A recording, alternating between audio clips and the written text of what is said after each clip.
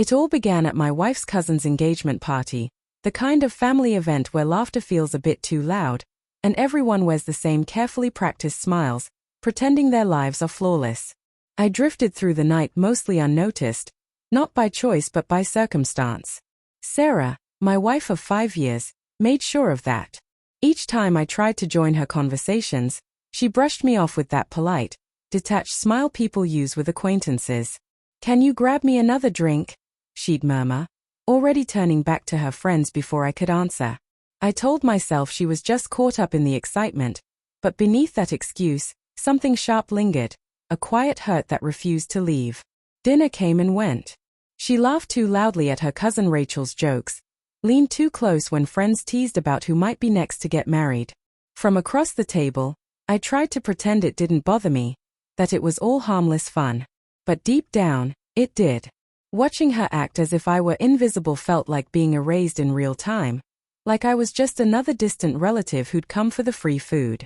Then came the moment I can't forget.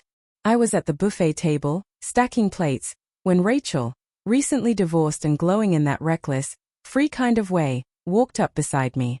She grinned, a teasing glint in her eyes. "You're too good for her," she said lightly. "Mind if I have you when she's done ignoring you?" Her words hit like a spark in dry air. I gave an awkward laugh, unsure whether she was joking. Before I could find a response, I heard a sharp intake of breath behind me. Sarah stood there, eyes wide, face pale, smile frozen. The air went still. Rachel's grin faded as she realized what she'd done. Without a word, Sarah turned and walked away, her silence louder than any outburst. I recognized that silence. It was the kind that comes right before everything falls apart. The car ride home was suffocating. The only sound was the low hum of the tires against the road. Sarah's hands clutched the steering wheel, knuckles white, her jaw set tight. I wanted to say something, to ease the tension before it broke, but every sentence I imagined felt like pouring fuel on fire. Finally, she spoke, voice trembling but sharp. "You think that was funny?" I turned to her, confused. "What are you talking about?" "Rachel," she hissed. "The way you smiled at her. The way you just stood there while she flirted with you." "Sarah, she was joking." She gave a bitter laugh.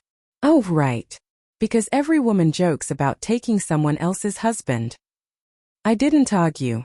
There was no point. The truth was, I hadn't smiled the way she thought I had. I'd been caught off guard, nothing more. But it didn't matter. The real wound wasn't from Rachel's words. It was from the distance that had been growing between us for months, long before that night. When we got home, Sarah slammed the door behind her and disappeared into the bedroom. I stayed in the living room, staring at the dark TV screen where our faint reflections stared back. Two shapes side by side, familiar yet distant, like strangers who'd forgotten how to belong to each other. We lived under the same roof, both too proud or too weary to close the distance between us. That night, I found her sitting on the edge of the bed, still in her dress, eyes red but dry. She didn't look up when she said, "Do you ever wonder why I stopped trying?" Her words hit harder than any accusation. I wanted to tell her yes, that I'd been wondering for months, that I'd felt her drifting further away, but all I managed to say was a whisper, "Every day." For the first time in ages, she looked at me, not with anger, but with something worse, resignation. The kind that tells you love doesn't die all at once. It fades, slowly and quietly, waiting for someone to notice. The next morning, the house felt colder. Sunlight stretched across the kitchen counter, touching two untouched coffee mugs she'd set out before leaving for work. Maybe it was an apology, or maybe just habit. Either way, it didn't reach me. I sat there replaying the night before, Rachel's words, Sarah's face, the silence that lingered long after she turned away. When Sarah came home that evening, the air between us had hardened into something dense, wordless. She moved around me carefully, as though afraid that any sudden movement might shatter what remained of us. When I finally asked, "Are we going to talk about last night?" she didn't answer right away.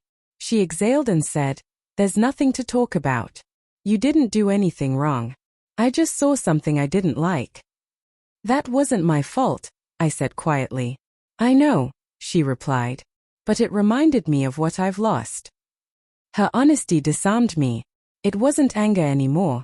It was sadness, maybe even regret. She sat across from me, twisting her wedding ring, just like she always did when she was nervous. "I used to look at you the way Rachel did last night," she said softly, "like you were the only person in the room." Somewhere along the way, I stopped.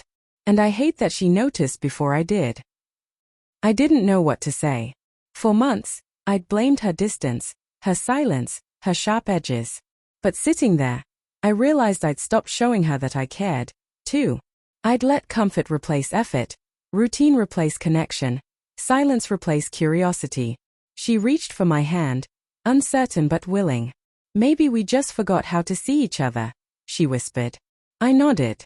"Maybe we can learn again."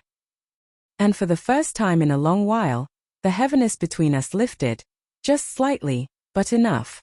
A fragile reminder that love, like glass, doesn't always shatter in an instant. Sometimes it cracks quietly first, and if you notice soon enough, you might still be able to mend it.